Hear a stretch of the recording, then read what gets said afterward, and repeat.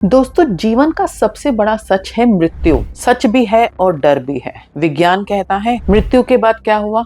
सब कुछ खत्म। आपका दिल बंद, आपकी धड़कन बंद, आपका दिमाग बंद, सब कुछ बंद हो गया। लेकिन स्पिरिचुअलिटी, हमारा अध्यात्म कहता है यहाँ बंद नहीं हुआ है, यहाँ से तो शुरुआत हुई है एक नए अध्याय की। क्या आपने कभी सोचा है जिस शरीर को हम इतना सजाते हैं, संवारते हैं, जब उस शरीर से आत्मा निकल जाती है तो वो आत्मा कहाँ जाती है? क्या वो हमें देख पाती है? क्या उस आत्मा को भूख प्यास लगती है? आज हम गरुड़ पुराण के अनुसार समझेंगे मृत्यु के पश्चात आत्मा के साथ क्या क्या होता है। ये यात्रा थोड़ी बहुत डरावनी जरूर हो सकती है, लेकिन हर जीवित व्यक्ति को इसका ज्ञान होना बहुत जरूरी है। शास्त्रों के अनुसार जैसे ही आत्मा अपना शरीर छोड़ती है तो वो तुरंत यमलोक नहीं पहुंचती। शुरुआत में जब आत्मा ने अपना शरीर त्यागा होता है तो वो अचेत हो जाती है, यानी कि अनकॉन्शियस हो जाती है।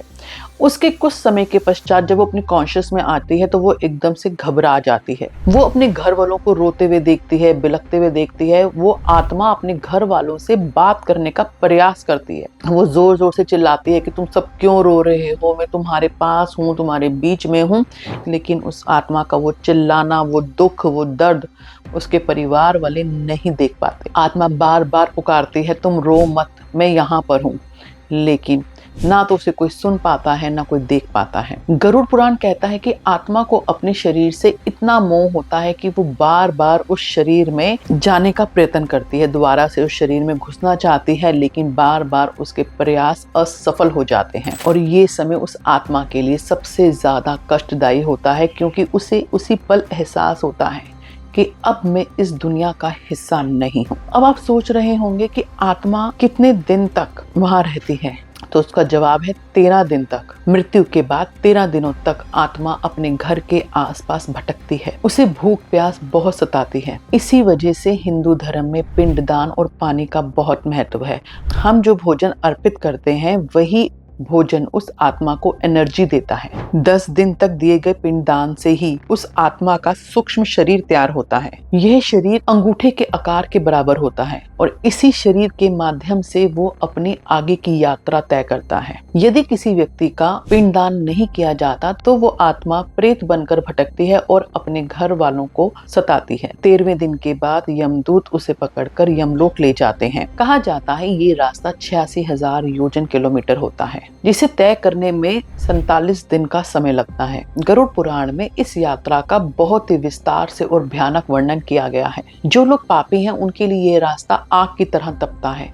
रास्ते में उन्हें कुत्ते काटते हैं, कांटे चुभते हैं और तरह तरह की यातनाएं दी जाती हैं। लेकिन जिन्होंने अपने जीवन में दान पुण्य किया है, जिन्होंने अपने जीवन में अच्छे कार्य किए हैं, उनके लिए रास्ता मखमल की तरह हो जाता है। और उसी रास्ते के बीच में आती है वैतरणी नदी। वैतरणी नदी खून और मवाद से भरी हुई होती है। पापी व्यक्ति इसे तय नहीं कर पाते, इसे पार नहीं कर पाते, वो उसमें डूबते रहते हैं, उभरते रहते हैं।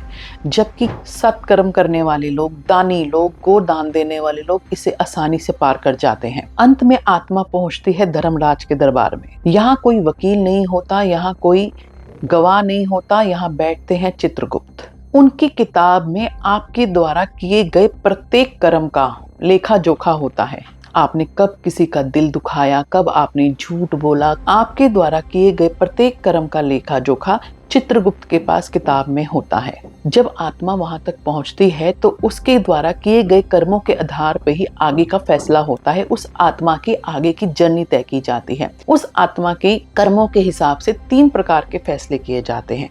पहला फैसला, अगर किसी व्यक्ति ने अधिक लोगों को तंग किया है, उनका दिल दुखाया है, चोरियां की है, पापी है, तो उसे नर्क का रास्ता दिया जाता है। और जो सद्मार्गी हैं, सत्संग वाले हैं, जिन्होंने अच्छे कर्म किए हैं, उनके लिए स्वर्ग लोक के द्वार खुलते हैं। और कुछ समय के पश्चात आत्मा के कर्मों के हिसाब से उसे दोबारा से पुनर्जन्म दिया जाता है। तो दोस्तों, मृत्यु एक अंत नहीं है, बल्कि कपड़े बदलने का एक जरिया है। जैसे हम पुराने कपड़े उतार कर नए कपड़े पहनते हैं, उसी प्रकार आत्मा अपना शरीर त्याग कर अपने कर्मों के अनुसार नया शरीर धारण करती है। गरुड़ पुराण हमें डराता नहीं है, हमें सिखाता है। जो ये बताता है दौलत, मकान, धन, ईर्ष्या, लालच सब यही रह जाएंगे, साथ जाएगा तो आपके द्वारा किए हुए कर्म। तो एक बार इस वीडियो को सुनने के बाद खुद से सवाल कीजिएगा, क्या आपने अपने जीवन काल में इस तरह के कार्य किए हैं कि मृत्यु के पश्चात जब आप यमराज से मिलें तो उनसे नजरें मिला सकें। हमारी आज की वीडियो यहीं तक। ये वीडियो आपको कैसी लगी हमें कमेंट बॉक्स में जरूर बताइएगा, और ये वीडियो आपको अगर अच्छी लगी हो तो कमेंट बॉक्स में ओम नमो भगवते वासुदेवाय नमः जरूर लिखिएगा। वीडियो आगे तक जरूर शेयर कीजिएगा ताकि ज्यादा से ज्यादा लोगों तक ये जानकारी मिल सके। मिलते हैं हमारी अगली वीडियो में।